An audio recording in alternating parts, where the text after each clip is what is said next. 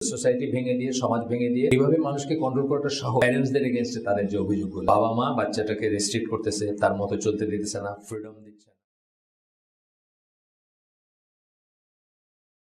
Instilling hatred towards parents or total independence from them, বাপ মাকে শত্রু হিসাবে প্রতীয়মান করা এবং তাদের থেকে আলাদা হয়ে ইন্ডিভিজুয়াল, সোসাইটি ভেঙে দিয়ে, সমাজ ভেঙে দিয়ে, পরিবার ভেঙে দিয়ে ইন্ডিভিজুয়ালস, একটা পুরা দুনিয়াটা অথবা পুরা দেশটা অথবা পুরো সমাজটা হবে কতগুলো ইন্ডিভিজুয়ালসেরই, যাদেরকে তারা ডিরেক্টলি কন্ট্রোল করবে।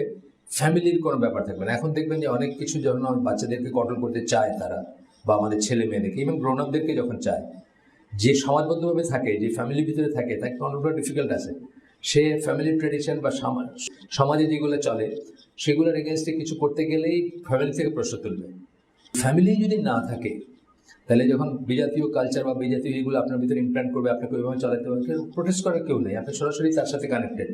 এইভাবে মানুষকে কন্ট্রোল করাটা সহজ, যেই জন্য তারা বাবা মার এগেনস্টে হেট্রেডটাকে তো পরিকল্পিতভাবে ছড়াই যাচ্ছে বা ছড়াবে এবং ছড়াচ্ছে। বেশি আগের কথা না, ধরেন 96 থেকে 2001 এই সময়টার ভিতরে 21 টিভি একটা টেরেস্ট্রিয়াল প্রোগ্রাম পাইতো, মানে একমাত্র টেরেস্ট্রিয়াল টিভি ছিল আদার দেন বিটিভি আর কি। ওইখানে একটা প্রোগ্রাম হয়তো বলতে চাই, 9, 10, 11, 12, 13, 14 বছর, মানে কি কৈশোর যাদেরকে বলে, সেই ধরনের বাচ্চারা, মানে মোস্ট অফ দ্য হচ্ছে তাদের প্যারেন্টসদের এগেনস্টে তাদের যে অভিযোগগুলো, এবং ওইগুলোকে হাইলাইট করতেছে, ওইগুলোকে বাহবা দিতেছে এবং ওইগুলোর বিচার বসাইতেছে। বলতে গেলে মানে একটা মেয়ে একটা ছেলে বন্ধুরে বাড়িতে রাখছে, ক্লাসমেট, আমরা তো ফুলের মতো পবিত্র, তো আব্বা আম্মা এটাতে চোখ পাকায় তাকায় বা এটা বলে ওটা বলে, বলতে চায়, ভিতরে বলতেছে। এইগুলো হচ্ছে সব একই এজেন্ডার, মানে নানা রকমের ফর্ম আর কি। আমাদের এখানে যারা বাস্তবায়ন করে তারা তো জানেও না যে এটার পরে কি আসবে, অথবা আগামীটা দেখে না, ফোর্সই করে না, শুধু এখনকারটা নিয়েই চিন্তা করে। কিন্তু আসলে তো এগুলো অনেক লং, অনেক অনেক গভীর চিন্তা করে করাই। বলতে চাই যদি আপনি দেখান তাহলে আমাদের স্কুলেরই যারা আছে তারা তাই তো আমার বাপ মা তো এরকমই করে, করবেই তো, বাপ মা করবে না? বাপ মা একটা খারাপ জিনিস, এটা কয়লা কাঠ কয়লা ধরতে যাবে বাচ্চা, বাপ মা বলবে এটা ধরিস না, হাত পুড়ে যাবে, সেম জিনিস এটাই করবে বাপ মা, সকল বাপ মাই করবে। আমাদের স্কুলের বাচ্চাদেরই দেখান, যদি দেখাইতে পারেন ওইটা, তাহলে বলবে আরে আমার বাপ মা তো এরকম করে, আমার বাপ মা তো জানলার কাছে দাঁড়াইতে না করে, বলছি তুমি এখন বড় হয়েছো, তুমি এখন জানলার কাছে, খোলা জানলার পাশে দাঁড়ানো এইভাবে, বা বেলকনিতে দাঁড়াইতে কোনো ঘন্টার পর বলে না, বলবে মা, বাপ মা বলবে। এটাই হলো বলতে চাই আর কি, আমার ইচ্ছা করে ওখানে দাঁড়াইতে বাপ মা দাঁড়াইতে দেয় না, এই কথাই। বাচ্চাদের ভিতরে যারা সবচেয়ে ভালো হয়ে ডেভেলপ করে এবং সবচেয়ে স্টেবল মানে স্থিতিশীল, আজকে এটা কালকে এটা, আমি জানি না আমি কি করতেছি, বা ফ্রাস্ট্রেশন বা জীবনের কি আছে এই মার্কা নাই আর কি, যাদের স্টেবল বলছে। আর those who have regular contact with people of different ages, এটা আমি আগেও বলছি আপনাদের, বিভিন্ন বয়সের মানুষের সাথে যাদের কন্ট্যাক্ট থাকে, অর্থাৎ কি ভাই, মা, বাবা, দাদা, দাদি, পাশের বাসার দাদা, পাশের বাসার চাচা, অ্যান্ড সো অন, প্রত্যেকের কাছ থেকে শেখার আছে। এবং সেই বাচ্চাগুলোই পরিপূর্ণভাবে বড় হয় যারা একটা বড় ক্রস সেকশন বা সমাজে একটা বড় ক্রস সেকশনের সাথে উঠা বসা করে। মসজিদে যাওয়া যেমন একটাই বললাম, সমাজবদ্ধ থাকা একটাই, আপনার খেলতে যাওয়া একটাই, তারপরে এই তারাবিতে যাওয়া একটাই, নানা রকম জায়গা আছে না, নানা রকম জায়গাতে আপনার কিন্তু মানুষের সাথে ইন্টারাকশন হয়। আপনি একটা রোতে দাঁড়াইছেন, একজন আপনার সাথে খুব রুট ব্যবহার করে বললো যাও এখান থেকে যাও, ছোট অবস্থায় এখানে কেন আসতো, ওইদিকে কোনায় গিয়ে দাঁড়াও। আরেকজনকে দেখলাম বললো না না তুমি এখানে দাঁড়াও, আমার পাশে দাঁড়াও। এই যে দুইটা এক্সপিরিয়েন্স, দুইটারই দরকার আছে, ওইটারও দরকার আছে, এটারও দরকার আছে, যেন সে রেজিলিয়েন্স নিয়ে বড় হয়। রেজিলিয়েন্ট যেটাকে আমরা বলি, যে বাইরের খরতা, যার উপর যা কিছু আসবে বাইরের থেকে, সেটাকে যেন সে উইথস্ট্যান্ড করতে পারে। আমরা যারা খোপের ভিতরে বাচ্চাদের বড় করতেছি, এরা কি দেখে? এরা ওই স্কুল দেখে, স্কুলের দারোয়ান চিনে, স্কুলের টিচার চিনে, বাসায় এসে বাসার দারোয়ান চিনে, অ্যান্ড দেন এই খোপ থেকে যেটুকু দেখা যায় সেটুকু চিনে, এর বাইরে কিন্তু তাদের লাইফ নাই। এইটা বলতেছেন আর কি। এই লাইফটা তো এসেন্সিয়ালি নন ইসলামিক বা আনইসলামিক লাইফ, এটা যেটা যে লাইফে আমরা বড় হচ্ছি, বড় করতেছি আমাদের ছেলে মেয়েদেরকে। সব এজ গ্রুপের মানুষের সাথে মিশে যারা বড় হয় তারা কি হয়, and this children always tend to hold on to family values, তারা পারিবারিক ভ্যালুগুলা, মূল্যবোধগুলাকে ধরে রাখার চেষ্টা করে। And the types of bonding that hold society together, এবং সেই বন্ধনগুলাকে মূল্যায়ন করে অথবা সেগুলাকে প্রতিষ্ঠিত রাখে, যেগুলা দিয়ে সমাজটা একতাবদ্ধ থাকে বা সমাজের একটা থাকে। এখন তো আমাদের কোনো সমাজ অ্যাকচুয়ালি ওইরকম নাই বলতে গেলে, ইন্ডিভিজুয়াল না হয়ে কিন্তু খোপ খোপ ঘর, মানে আলাদা আলাদা ঘর আর কি, আমাদের কোনো সমাজ না এখন। By breaking contact and bonding with parents, বাবা মার সাথে বন্ডিং মানে যে বন্ধন সেটা, এবং কন্ট্যাক্ট মানে যে যে যাতায়াত বা যে কি বলবো যে সম্পর্ক যেটা মানে গিভ অ্যান্ড টেক যেটা আছে কন্ট্যাক্ট, তো সেটাকে ভাঙে আর ওল্ড জেনারেশন থেকে সরাই নিয়ে সেটাতেই আপনার কি হবে, the society loses it's cohesion যেটা দিয়ে লেগে থাকে। হ্যাঁ, কোহেশন বোঝেন তো, মানে যেটার সাথে একটা লেগে থাকার যে টেন্ডেন্সিটা, যে বন্ধন, যে আঠা বা যে আর কি। তো ওভার এ ফিউ জেনারেশন, কয়েকটা জেনারেশন যাবে, সেই কোহেসিভ ফোর্স বলি আমরা এটাকে অনেক সময়, সেই কোহেসিভ ফোর্সটা চলে যাবে, আর কিছু লেগে থাকার মতো আর কিছু থাকবে না, সবাই আলাদা আলাদা ইন্ডিভিজুয়াল হয়ে যাবেন আর কি। যা কিছু মোরাল নৈতিকতা বড়দের ছিল, এটা নিচে পাস ডাউন, মানে এটা নিচের কাছে চলে আসে না। পাস ডাউন মানে হস্তান্তরিত হওয়া আর কি, হস্তান্তরিত হয় না। কেন হয় না? কারণ কমিউনিকেশনটা ব্রেক করে দিয়েছিল আপনি, এটা আসার কোনো রাস্তা নাই। আর ওয়েস্টার্ন ওয়ার্ল্ডের অনেক আপনার সিমসন্স থেকে শুরু করে, সিমসন যে কার্টুনটা আছে ওইটা থেকে শুরু করে অনেক মানে ঘরে ঘরে চলে এরকম সিনেমা, কার্টুন, মেনলি কার্টুনই বাচ্চাদের জন্য যখন এই করা হয়। ছবিও আছে, আপনি নাম বলতে পারবেন, যেগুলাতে দেখানো হচ্ছে যে বাবা মা বাচ্চাটাকে রেস্ট্রিক্ট করতেছে, তার মতো চলতে দিতেছে না, ফ্রিডম দিচ্ছে না, যে মুক্ত বাতাসে শ্বাস নিতে দিচ্ছে না, তার যা ইচ্ছা তা করতে দিচ্ছে না, তাকে লেসবিয়ান হইতে দিচ্ছে না, তাকে গে হইতে দিচ্ছে না, অ্যান্ড সো অন, যত কিছু আছে। তার নেচারটাকে কন্ট্রোল করতেছে বাবা মা, তাকে বিকশিত হইতে দিচ্ছে না। এগুলোর থিম আছে, এমন থিমের সিনেমা বানানো হয় যে দ্যাট ডিসডেইন প্যারেন্টস। সকল ফেমাস এবং পপুলার কার্টুন যেগুলা ডিজনি ফিল্মসের from the 20th century onward, বিংশ শতাব্দীর পর থেকে নিয়ে একটা ফর্মুলা ফলো করে তারা, একটা সায়েন্টিফিক ফর্মুলা যেটা পারফেকশনে নিয়ে আসা হয়েছে, over the period of time নেওয়া হয়েছে। প্রথমটা হচ্ছে যে অথরিটিকে অমান্য করা। দেখবেন এগুলোর ভিতরে সবসময় দেখবেন যে একটু বড় তাকে রিডিকুল করতেছে, ইঁদুর রিডিকুল করতেছে বিড়ালকে পানিশ করতেছে, তাকে নাজেহাল করতেছে। তারপরে চিপ অ্যান্ড ডেলে দেখবেন ওরা ডোনাল্ড ডাককে নাজেহাল করতেছে। এই ক্যারেক্টারগুলো তো সব আছে। যাই হোক, in most cartoons the main character is always separated from his or her family থেকে আলাদা সে, and is usually cast as an orphan, এবং তাকে এতিম হিসাবে দেখানো হয়। তার বাবা মা নাই কেউ, অলরেডি একা দেখানো মানে তার প্যারেন্টসের কোনো ব্যাপার নেই, প্যারেন্টসের সাথে কেমনে চলতে হবে, ওদের থেকে কি পাবে কি দিবে, এগুলোর কোনো ব্যাপার নেই। Mainly from the mother or mainly from the mother, either parents নাই অথবা মা নাই, is a prominent feature in many storylines.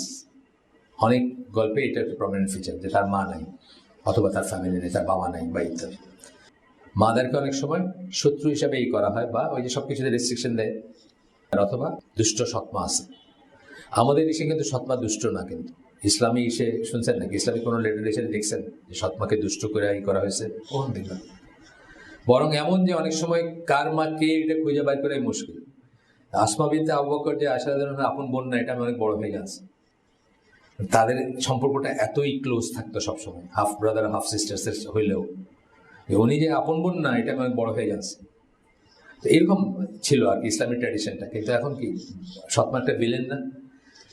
এই সৎমা ভিলেনের ভিতরে অনেক কার্য সমাধান হয়। মানে আপনি আর একটা বিয়ে করবেন, আপনার পলিজেনি প্র্যাকটিস করবেন, বা একটা ফ্যামিলিতে একাধিক থাকবে, এইসব সব জিনিসকে কিন্তু এই এক মেসেজ দিয়ে আলাদা করে দেওয়া হলো। মাদারহুডের ব্যাপারগুলো অ্যাবসেন্ট, এগুলো নাই। দেখা যাবে খুব খুব কঠিন কোনো একটা ব্যাপার ঘটে গেছে তার জীবনের শুরুতে, যেটা ট্রমেটিক, এবং তারপরে সে তার অন হিজ ওন বা অন হার ওন সে বড় হচ্ছে, বা সে তার একটা স্টোরি লাইন আর কি। ওখানে গেল অ্যাজাম্পশনই হচ্ছে যে প্যারেন্টসরা হচ্ছে ক্রিমিনাল, যে বাবা মারা আমাদেরকে ডিপ্রাইভ করতেছে, আমাদেরকে শুধু রেস্ট্রিক্ট করে, শুধু নো বলে, শুধু এটা করো না, ওইটা করো না, এটা করো না, এটা করো না বলতে থাকে।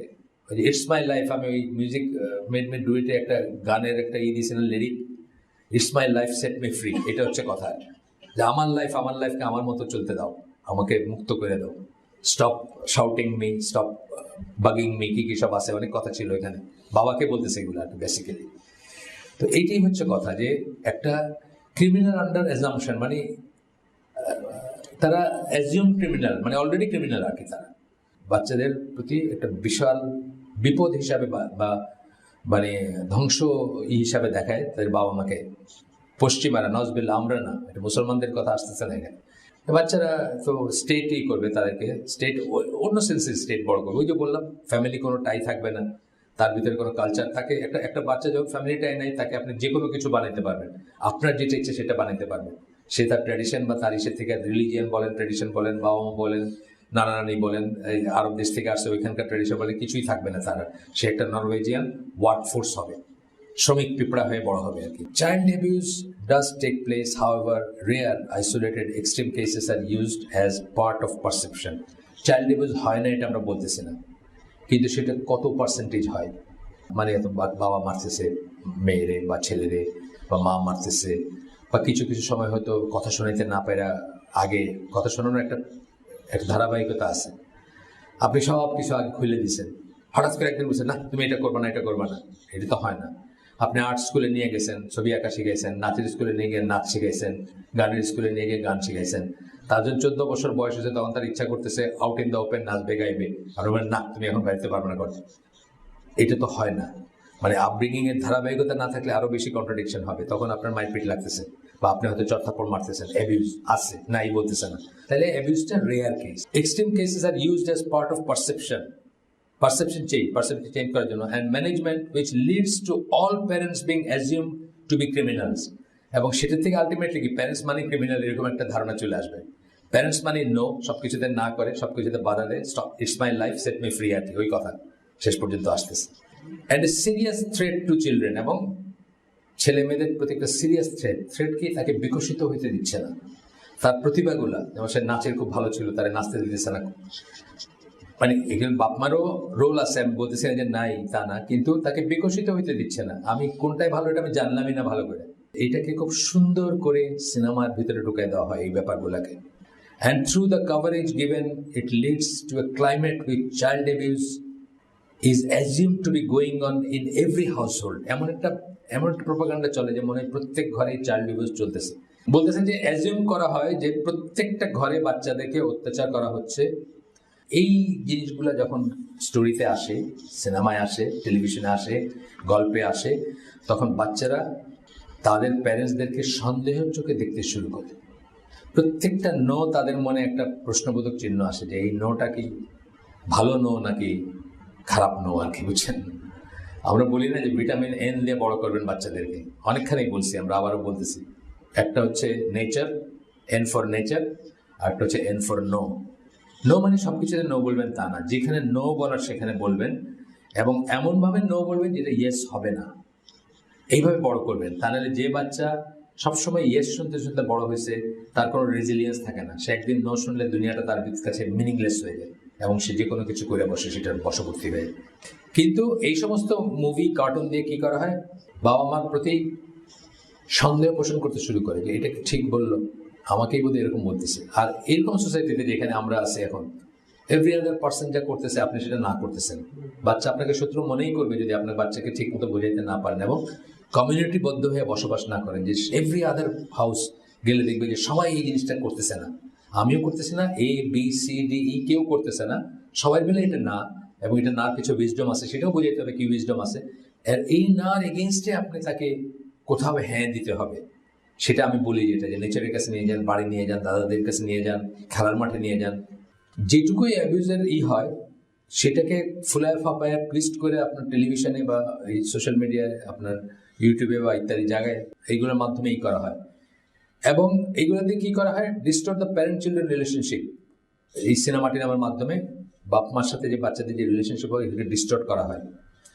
ফ্রম ওয়ান অফ ট্রাস্ট, যেটা ছিল ট্রাস্টের, যেটা ছিল কনফিডেন্সের, যেটা ছিল লাভের, যেটা ছিল কেয়ারের, সেটাকে, এবং যা কিছু পজিটিভ আছে সেটা থেকে কি করা হয়, সেটাকে চেঞ্জ করা হয় কিসে, one of mistrust, abuse, hatred and so on, which is pushed as being the standard assumption. মানে এটাই স্ট্যান্ডার্ড ধরে নেওয়া হয় যে বাবা মা তোমাকে ট্রাস্ট করার ব্যাপার নাই, তারা অ্যাবিউজ করবে, তারা তোমার ভবিষ্যৎ ঠিক করে দিতেছে, তুমি কি করবা, তোমার নিজস্ব একটা ভিউ আছে না, বা ইত্যাদি ইত্যাদি, এগুলো।